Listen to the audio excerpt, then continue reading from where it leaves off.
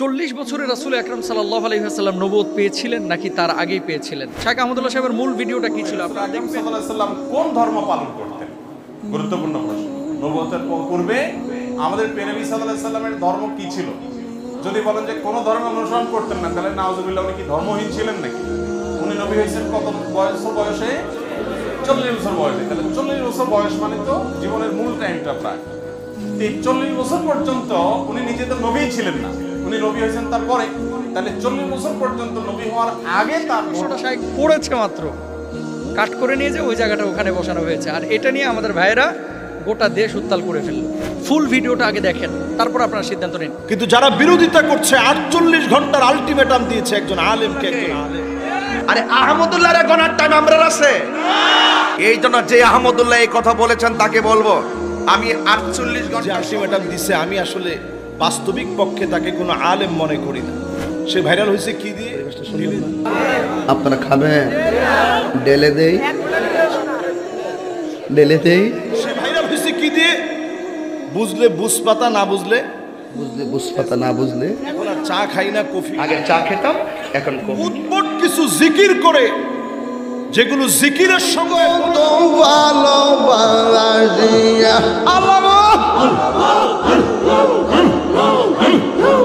সঙ্গে সরাসরি বেয়াদবি।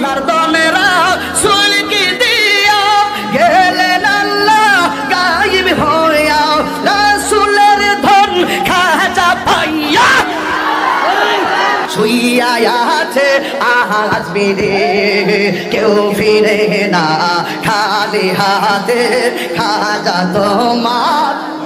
বসে তার স্ত্রী কল দিয়েছে, ওইখানে বসে সে কল দিয়ে বলতেছে, কল ধরে, দেখছেন ওয়াজে আছি, বুঝছো? Thank you very much. তোমার যন্ত্রণাটা কেমন দিলাম? উনি প্রশ্ন করেছেন যে মোহতারাম, আল্লাহ রাসূল সাল্লাল্লাহু আলাইহি ওয়াসাল্লাম কি 40 বছরে নবুয়ত পেয়েছিলেন নাকি তিনি আগে থেকেই নবী, এবং এই বিষয়টা নিয়ে এত আলোচনা কেন হচ্ছে? দ্বিতীয়ত, শাইখ আহমদুল্লাহ সাহেব যে কথাটি বলেছেন সেই কথাটা আপনারা সমর্থন করেন কিনা? তৃতীয়ত, আরেকটি বিষয় উনি লিখেছেন যে এই বিষয়টা নিয়ে যে পরিমাণ আলোচনা এবং সমালোচনা হচ্ছে, সেই আলোচনা আপনারা বসে কি সমাধান করতে পারেন না? তিনটে বিষয়। আমি শেষ বিষয়টা নিয়ে আগে কথা বলবো যে আপনারা সমাধান করতে পারেন কিনা। দেখেন, কিছু কিছু বিষয় হাদিসে একাধিক বর্ণনা আছে, যেই বর্ণনাগুলো একাধিক থাকার কারণে সাহাবী রিদওয়ানুল্লাহি আনহুম আজমাইনদের জামানা থেকেই কিন্তু এই মতবিরোধগুলো চলে আসছে। যেমন আপনাকে একটা কথা বলি, নামাজের মধ্যে যে আমরা হাত বাঁধি, কেউ নাভির নিচে, নাভির ওপরে, কেউ বুকের ওপরে হাত বাঁধি, প্রত্যেকটা কিন্তু হাদিসের মধ্যে আছে, প্রত্যেকটা কিন্তু হাদিসের মধ্যে আছে। এখন আপনি যদি বলেন যে বুকের উপরে হাত বাঁধা এটাই বিশুদ্ধ আর সব কিছু বাকি হাদিসগুলো এগুলো নিষিদ্ধ বা এগুলো মানা যাবে না, তাহলে আপনি এখানে জুলুম করলেন, এটা উচিত না। কিছু বিষয় একাধিক বর্ণনা দুইভাবে এসেছে, তো সাহাবী রিদওয়ানুল্লাহি আনহুম আজমাইনদের মধ্যে ইখতিলাফ ছিল, তাবেঈনদের মধ্যে ছিল, পরবর্তী স্কলারদের মধ্যে ছিল, সালফে সালেহিনদের মধ্যে ছিল, বর্তমান সময়েও আছে, এটা থাকবে কিয়ামত পর্যন্ত। সেক্ষেত্রে আপনার আমার ভূমিকা কী হবে? আপনার আমার ভূমিকা হচ্ছে একাধিক বর্ণনা যখন থাকবে তখন আপনার যেটা ভালো লাগে আপনি মেনে নেবেন, তবে অবশ্যই ইসলামিক স্কলার একজনকে ফলো করবেন যে তার রায়টা কী। সেটা হানাফি মাযহাবের হতে পারে, শাফি মাযহাবের হতে পারে, মালিকি মাযহাবের হতে পারে, তার রায়টা কী। 2 নম্বর বিষয়, 40 বছরে রাসূল আকরাম সাল্লাল্লাহু আলাইহি ওয়াসাল্লাম নবুয়ত পেয়েছিলেন নাকি তার আগেই পেয়েছিলেন, এই কথাটা মূলত শাইখ আহমদুল্লাহ সাহেবের যে মূল ভিডিওটা, সম্ভবত উনি এই যে চাঁদনি চক বা এই যে নিউ মার্কেটের ওখানে যেই একটা মাহফিল হয় কোন মসজিদে যেন, ওখানে সওয়াল জবাবের মধ্যে যে ভিডিওটা, মূল ভিডিওটা দেখেন। আমাদের কাছে কোনো শ্রোতা যখন প্রশ্ন করে, এই যে আজকে যে প্রশ্ন উত্তর দিচ্ছি, শ্রোতারা যখন প্রশ্ন করে আমরা কিন্তু প্রথমেই প্রশ্নটা আপনাদের সামনে পড়ে নেই। ইভেন এই যে আব্দুল জাহের মাহমুদ যে প্রশ্নটি করেছে, এই প্রশ্নটাও কিন্তু আমি পড়লাম। কোরআনুল কারিমে আল্লাহ কি বলছে, একটা উদাহরণ দিয়ে আরো ক্লিয়ার হবেন। লা তাকরাবুস সালাহ, নামাজের ধারে কাছেও যায় না। এখন আপনি আগেও নিলেন না, পিছেও নিলেন না। লা তাকরাবুস সালাহ আল্লাহ বলছেন নামাজের ধারে কাছে যায় না, আপনি নিয়ে এসে এটা মুস্তাফিজ হুজুর বলল নামাজের ধারে কাছেও যায় না। এখন কখন? আল্লাহ তো এটা পরে বলে দিয়েছে, ও আনতুম সুকারা, যখন নেশাগ্রস্ত অবস্থায় থাকো, মদ খায়া পবিত্র না হয়ে সাথে সাথে নামাজে দাঁড়ায় না, নাপাক অবস্থায় দাঁড়ায় না। এখন আপনি কাট করে ওখানটা নিয়ে যে বসায় দিলেন। সুযোগ সন্ধানী যারা আছে, সোশ্যাল মাধ্যমে আমার লেকচার বলেন, আহমদুল্লাহ সাহেবের লেকচার বলেন, আব্দুল্লাহ সাইফুল্লাহের লেকচার বলেন, XYZ যে কোনো স্কলারের লেকচার কেটে কেটে অনেকভাবে কিন্তু উপস্থাপন করা যায়। একটা পজিটিভ বিষয়কে কিন্তু নেগেটিভলি উপস্থাপন করা যায়। আর যে ভদ্রলোক এই কথাগুলো নিয়ে আজকে আলোচনা করতেছে, শাইখ আহমদুল্লাহ সাহেবের মূল ভিডিওটা কি ছিল আপনারা দেখবেন, এখন ইউটিউবে আছে। প্রশ্নটা শাইখ এভাবে পড়ছেন যে এক ভাই প্রশ্ন করেছেন, রাসূল আকরাম সাল্লাল্লাহু আলাইহি সাল্লাম তো 40 বছরের নবুয়ত পেয়েছেন, এর আগে তিনি নবী ছিলেন না, তাহলে এই 40 বছর আগে তিনি কোন ধর্ম অনুসরণ করতেন? তাহলে কি আল্লাহ রসুল কোনো ধর্মের অনুসরণ করতেন না, নাকি অনুসরণ করতেন? অনুসরণ করলে কার ধর্ম অনুসরণ করেছেন? আমরা জানি যে ইব্রাহিম আলাইহিস সালাতু ওয়াস সালামের দিন ধর্ম আল্লাহ রসুল সাল্লাল্লাহু আলাইহি সাল্লাম অনুসরণ করেছেন। তাহলে শায়েখকে প্রশ্ন করা হয়েছে, সেই প্রশ্নটা শায়েখ ওখানে উপস্থাপন করেছেন যে আল্লাহ রসুল 40 বছর তো নবুয়ত পান নাই। প্রশ্নটা এভাবে করাছে, সেই প্রশ্নটা শায়েখ পড়েছে মাত্র, কাট করে নিয়ে যে ওই জায়গাটা ওখানে বসানো হয়েছে। আর এটা নিয়ে আমাদের ভাইয়েরা গোটা দেশ উত্তাল করে ফেললো। জ্ঞানী মানুষের একটা বিষয় কি জানেন, যে সবসময় তর্কে জড়ায় না, ঝগড়া বিবাদে জড়ায় না। কারণ যেই গাছে যত ফল বেশি সেই গাছটা তত নত বেশি।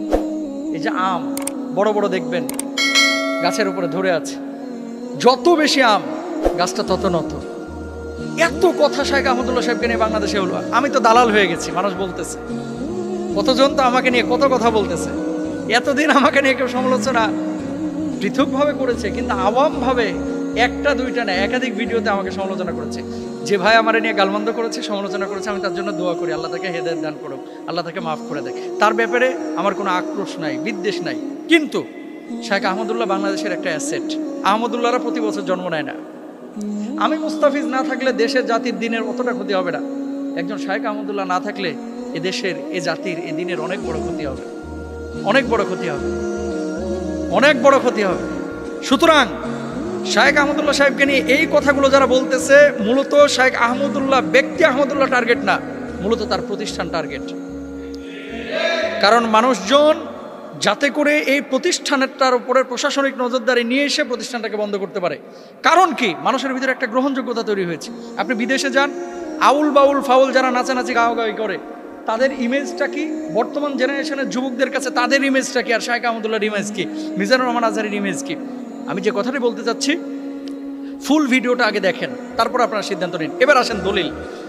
বলা হচ্ছে কি, যে কেউ যদি নবীজিকে বলে যে 40 বছরে আল্লাহ রাসূল সাল্লাল্লাহু আলাইহি ওয়াসাল্লাম নবুয়ত পেয়েছেন, তার আগে যদি কেউ বিশ্বাস না করে সে কাফের হয়ে যাবে। যদি এই কথা কেউ বলে, তাহলে আনাস ইবনে মালিক রাদিয়াল্লাহু তাআলা আনহু এবং আব্দুল্লাহ ইবনে আব্বাস রাদিয়াল্লাহু তাআলা আনহুমা তাদের কথা অনুসারে সেই কাফেরের খাতায় তাদের নাম উঠে যায়। নাউযুবিল্লাহি মিন যালিক। কেন বলি? বুখারী শরীফের হাদিস। আনাস ইবনে মালিক রাদিয়াল্লাহু তাআলা আনহু কি বলছেন? আল্লাহ রাসূল সাল্লাল্লাহু আলাইহি ওয়াসাল্লামের 1 বছরও না 2 বছর না 10টা বছর তিনি খিদমত করেছেন। তিনি বলছেন, বাসাহুল্লাহু আলা রাসি 40 সানাতান। হযরত আব্দুল্লাহ ইবনে আব্বাস রাদিয়াল্লাহু তাআলা আনহু থেকে বর্ণিত, বয়সা রাসূলুল্লাহ সাল্লাল্লাহু আলাইহি ওয়াসাল্লাম লি 40 সানাতান। আল্লাহ রাসূল সাল্লাল্লাহু আলাইহি ওয়াসাল্লামের উপরে আল্লাহ তাআলা নবুয়ত দিয়েছেন 40 বছরে। আনাস ইবনে মালিক রাদিয়াল্লাহু তাআলা আনহু তিনি বলছেন 40 বছরে নবুয়ত দেওয়া হয়েছে। তাহলে যারা বলতেছে যে 40 বছরে আল্লাহ নবীকে নবুয়ত দেওয়া হয়েছে, তাহলে সেই কথা অনুসারে আনাস ইবনে মালিক রাদিয়াল্লাহু তাআলা আনহুর উপরে সেই অপবাদ যায়। নাউযুবিল্লাহ। আব্দুল্লাহ ইবনে আব্বাস রাদিয়াল্লাহু তাআলা আনহু তিনি বলছেন, নবীজি বলছেন, ইন্নী লা আরিফু হাজরান বিমাক্কাতা কানা ইউসাল্লিমু আলা ক্বাবলা আই উবাস। যে আল্লাহ রাসূল সাল্লাল্লাহু আলাইহি ওয়াসাল্লামের উপরে 40 বছরের নবুয়ত এসেছে। আল্লাহ রাসূল সাল্লাল্লাহু আলাইহি ওয়াসাল্লাম আরেকটা হাদিসের মধ্যে কি বলছেন দেখেন। আল্লাহ রাসূল সাল্লাল্লাহু আলাইহি ওয়াসাল্লাম বলছেন যে আমি একটা পাথরকে জানতাম যে পাথরটা আমাকে ক্বাবলা আই ইউসাল্লিমা, আমাকে সালাম প্রদান করত, আন উবাসা নবুওয়া, আমি নবুয়ত পাওয়ার আগেই এই পাথরটা আমাকে সালাম করতো। তো নবুয়ত পাওয়ার আগে পাথর আমাকে সালাম করতো, আল্লাহ রাসূল সাল্লাল্লাহু আলাইহি ওয়াসাল্লাম নিজে বলেছেন। তো নবীজি যে বললেন যে আমি নবুয়ত পাওয়ার আগে পাথর আমাকে সালাম করতো, তাহলে নবুয়ত আল্লাহ রাসূল সাল্লাল্লাহু আলাইহি ওয়াসাল্লাম একটা নির্দিষ্ট সময় পেয়েছেন। এখন আরেকটা হাদিস যেটা দিয়ে সব ভাইয়েরা দলিল পেশ করে, নবীজি সাল্লাল্লাহু আলাইহি ওয়াসাল্লামের নবুয়তের ব্যাপারে জিজ্ঞেস করা হয়েছিল যে আপনি কখন থেকে নবী? তিনি জবাব দিয়েছেন, কুনতু নাবিয়ান ওয়া আদামু বাইনাল মাই ওয়াত তিন। অন্য বর্ণনায় আছে কুনতু নাবিয়ান ওয়া আদামু বাইনার রূহি ওয়াল জাসাদ। আদম যখন শরীরে এবং পানির মধ্যে তিনি ছিলেন, তখন থেকেই আল্লাহ রাসূল সাল্লাল্লাহু আলাইহি ওয়াসাল্লাম নবুয়ত পেয়েছিলেন। আদম যখন রূহ এবং মাটির মধ্যে মিশ্রিত ছিলেন, তখন থেকে আল্লাহ রাসূল সাল্লাল্লাহু আলাইহি ওয়াসাল্লাম নবুয়ত পেয়েছিলেন। এরকম কিন্তু একাধিক বর্ণনা আছে। হাদিসটা কি? হাদিসটা রাসূল আকরাম সাল্লাল্লাহু আলাইহি ওয়াসাল্লামের বিশুদ্ধ হাদিস। যে যখন আদমকে সৃষ্টি করা হয় নাই তখন থেকেই তিনি নবুয়ত পেয়েছিলেন, কিন্তু আদম আলাইহিস সালাতু ওয়াস সালামকে আল্লাহ সুবহানাহু ওয়া তাআলা যে পৃথিবীর বুকে পাঠিয়েছেন, নবীকে যে আল্লাহ সুবহানাহু ওয়া তাআলা পৃথিবীর বুকে পাঠিয়েছেন, নবীজি 40 বছর পর্যন্ত নবুয়ত পান নাই, কিন্তু আগে থেকে নবুয়ত ছিল লাউহে মাহফুজে। কোরআন যেমন সংরক্ষিত ছিল, নবীজির স্বীকৃতি লাউহে মাহফুজে এবং আসমানি জগতে, রুহানি জগতে আল্লাহ তাআলা আগেই দিয়ে রেখেছিলেন। সেই স্বীকৃতির সনদ, স্বীকৃতি চূড়ান্ত বাস্তবায়ন আল্লাহ তাআলা 40 বছরে করেছেন। তাহলে কি সেই হাদিসটাও ঠিক, এই হাদিসগুলোও ঠিক। 40 বছরে নবীজি নবুয়ত পেয়েছেন, এটা তো সিরাতের ম্যাক্সিমাম কিতাবের মধ্যে আছে, ম্যাক্সিমাম কিতাবের মধ্যে আছে। আমরা তো অস্বীকার করতেছি না সেই বিষয়টা, কিন্তু নবুয়ত 40 বছরে পেয়েছে, এটাকে কেউ যদি অস্বীকার করে কাফের হয়ে যাবে, ফাসেদ হয়ে যাবে, এই বিষয়টাতে আমরা একমত না, এটা অসত্য বিষয়। সুতরাং রাসূল আকরাম সাল্লাল্লাহু আলাইহি ওয়াসাল্লামের হাদিস একাধিক থাকতে পারে। আমাদের আকীদা হচ্ছে নবীজি 40 বছরে নবুয়ত পেয়েছেন এবং নবীজির নবুয়তের সিদ্ধান্ত স্বীকৃতি আল্লাহ সুবহানাহু ওয়া তাআলা আগেই দিয়ে দিয়েছেন, কিন্তু এটা নিয়ে বাড়াবাড়ি, ছাড়াছাড়ি, মারামারি, আর মূলত যদি উদ্দেশ্য হয়ে থাকে শায়েখ আহমদুল্লাহকে দমন করা, এই উদ্দেশ্যটা আসলে সফল হবে না। আল্লাহ তাআলা চক্রান্তকারীদের চক্রান্তকে নস্যাৎ করুক, সবাই বলেন আমিন। আল্লাহ সুবহানাহু ওয়া তাআলা আমাদেরকে বুঝান। অনেকেই দেখছেন সোশ্যাল মিডিয়াতে এখন টক অফ দ্য কান্ট্রি হচ্ছে নবী করিম সাল্লাল্লাহু আলাইহি ওয়াসাল্লাম নবুয়ত লাভ করেছেন 40 বছরে। এই নবুয়তের আগের জীবন এবং 40 বছরের পরের জীবন, শায়েখ আহমদুল্লাহ হাফিজাহুল্লাহ আমাদের একেবারে বন্ধু মানুষ, কাছের মানুষ, একসাথে চলা মানুষ, উনি ওনার বক্তব্যে কোনো ভুল করছেন বলে আমার কাছে মনে হয় না। নবী করিম সাল্লাল্লাহু আলাইহি ওয়াসাল্লামকে নবুয়তি আল্লাহ দান করেছেন কত বছরে? 40 বছর বয়সে আল্লাহ রাব্বুল আলামিন নবুয়তি দান করেছেন। এই নবুয়তির পুরো চ্যাপ্টারটা আল্লাহ রাব্বুল আলামিন ভাগ করেছেন 2 ভাগে। একটা হচ্ছে হাকিকাতান আর একটা হচ্ছে হুকমান।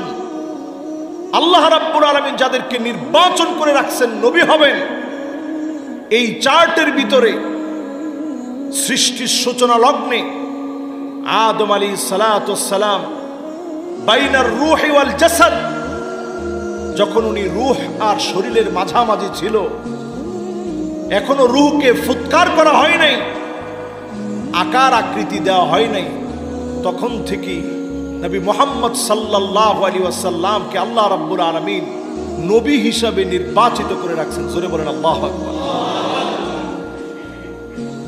তো শায়েখ আহমদুল্লাহ হাফিজাহুল্লাহ তিনি একই কথা বোঝাতে চেয়েছেন বারবার। উনি কোনোভাবেই এটার বিপরীত নন। একটা হচ্ছে হাকিকাতান, বাস্তবিক পক্ষে তিনি নবী হবেন, এই সিদ্ধান্ত আল্লাহ রাব্বুল আলামিনের বহু আগ থেকে। যেমন বাপ সবসময় সিদ্ধান্ত নিয়ে রাখে আমার এই ছেলেটারে আলেম বানাবো, সিদ্ধান্ত নেওয়ার পর আমি মানুষ, আমার সিদ্ধান্ত আল্লাহ রাব্বুল আলামিন যেহেতু সুযোগ দিচ্ছেন, আমি যদি নিজে আলেম না হই, বাপের সিদ্ধান্ত ছিল যে আলেম বানাবে, এটা ছিল হাকিকি, বাবার সিদ্ধান্ত, বাবার নির্বাচন। কিন্তু নবীদের ক্ষেত্রে আল্লাহ রাব্বুল আলামিন যখন কোনো নির্বাচন করেন, তখন নবীরা কোনোভাবেই এই সিদ্ধান্ত থেকে বাহিরে যাওয়ার সুযোগ নেই। নবীদেরকে যিনি মাসুম বানিয়েছেন তিনি কে? যারা বিরোধিতা করছে জাতি তাদের কাছ থেকে কি পেয়েছে একটু চিন্তা করেন।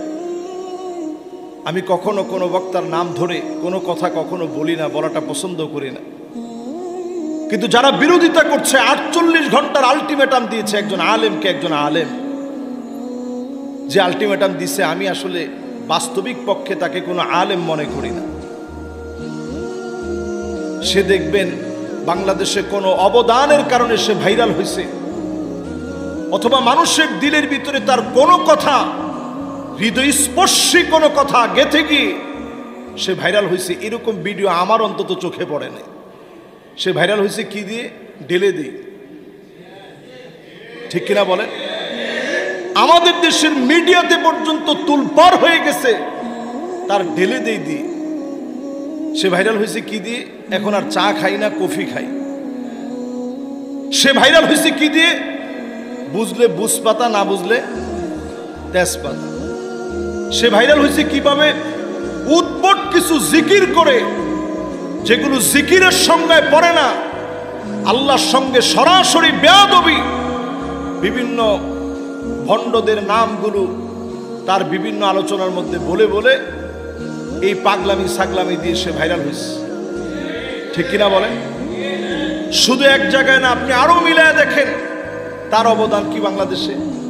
তার অবদান হচ্ছে মাহফিলে বসে তার স্ত্রী কল দিয়েছে, ওইখানে বসে সে কল দিয়ে বলতেছে, কল ধরে, দেখছেন কিরকম দিলাম। স্ত্রীর সঙ্গে কথা বলছে। এই যে আপনি স্ত্রীর সঙ্গে কথা বলছেন, আমরাও তো ওয়াজের ময়দানে আলহামদুলিল্লাহ বাংলাদেশ দেশের বাহিরে 10 বছর ধরে কথা বলি। মিশর যখন পড়াশোনা করতাম তখনও 5 বছর কথা বলছি। এই মোট 15 বছর কথা বলার ক্ষেত্রে আজ পর্যন্ত এরকম হাস্যকর কোনো কথা আল্লাহ রাব্বুল আলামিন আমার জবান দিয়ে বের করেনি। আগামী দিনেও যেন আল্লাহ বের না করে, পড়ে না আমিন। তার অবদান কি জাতির ভিতরে? ছেলেদেরকে উস্কানি দেওয়া। তার অবদান হচ্ছে এমন উদ্ভট কথা বলা যেগুলো কুরুচিপূর্ণ, যেই কথাগুলো স্বামী স্ত্রী তার সন্তানদেরকে নিয়ে একত্রে শুনতে পারে না, যে কথাগুলো দিয়ে প্রতিনিয়ত টিকটক হচ্ছে। এইরকম একজন বক্তা যদি 48 ঘন্টার আলটিমেটাম দেয়, এটা টিকটকারের আলটিমেটাম হবে, বাস্তবিক কোনো আলটিমেটাম হবে না। ঠিক কিনা বলে? আমরা আলেমরা সজাগ হওয়া উচিত। শেখ আহমদুল্লাহ এই জাতির রাহবার হিসেবে কি করে নাই। আমি এমন ব্যক্তির পক্ষে বলছি না যে ব্যক্তি যার সাথে আমার চলাফেরা নাই। ওমর রাদিয়াল্লাহু তাআলা আনহুর সামনে এসে বলা হচ্ছে এই লোকটা খুব নেককার, খুব দিনদার। ওমর রাদিয়াল্লাহু তাআলা আনহু বলছেন, আতাআমালতা মাহু, তুমি কি তার সাথে লেনদেন করছো? বলছে, না, লেনদেন তো করতে পারিনি। তো কেমনে বুঝলো যে লোকটা দিনদার? আসাফারতা মাহু, তুমি কি তার সাথে সফর করছো? কোথাও ভ্রমণে বের হইছো? বলছে, না, ভ্রমণেও বের হইনি। তো কেমনে বুঝলা লোকটা দিনদার? আমি ওনার সাথে দুবাইয়ের সফরে ছিলাম, প্রায় সময় আমরা একসঙ্গে বসি।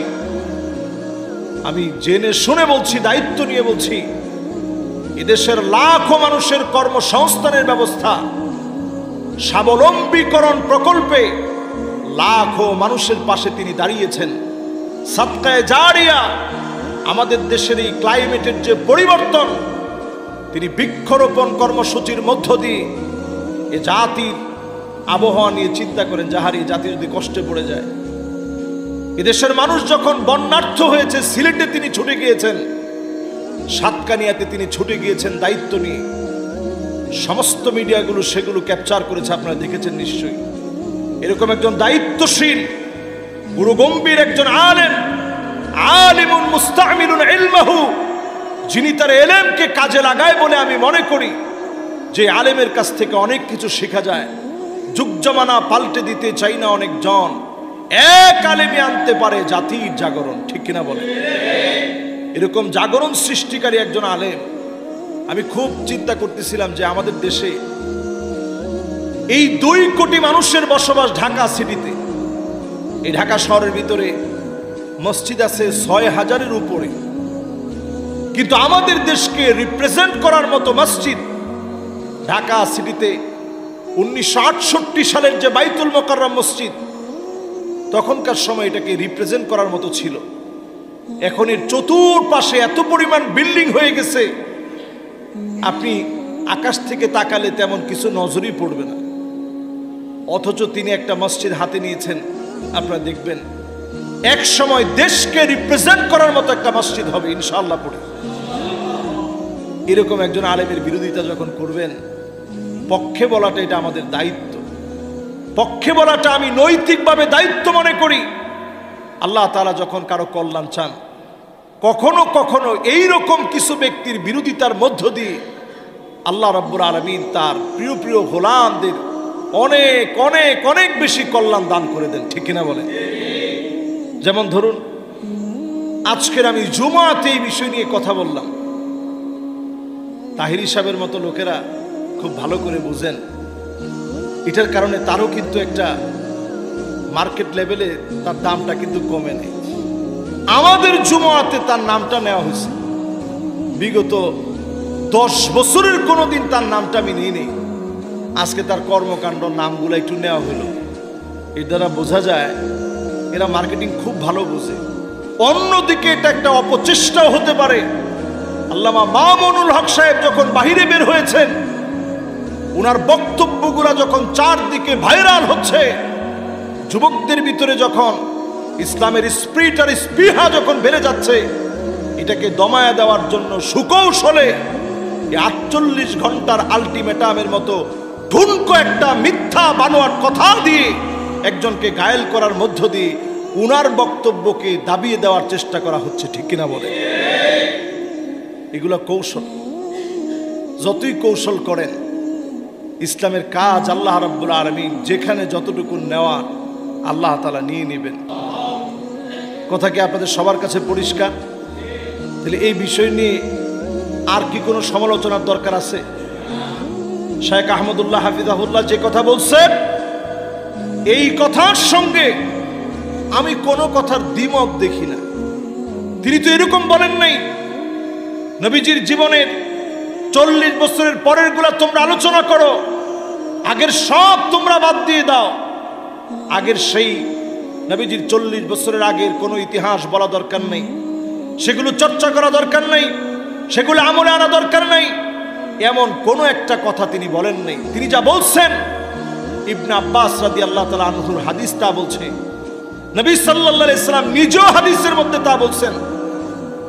সব জায়গায় প্রমাণিত সত্য।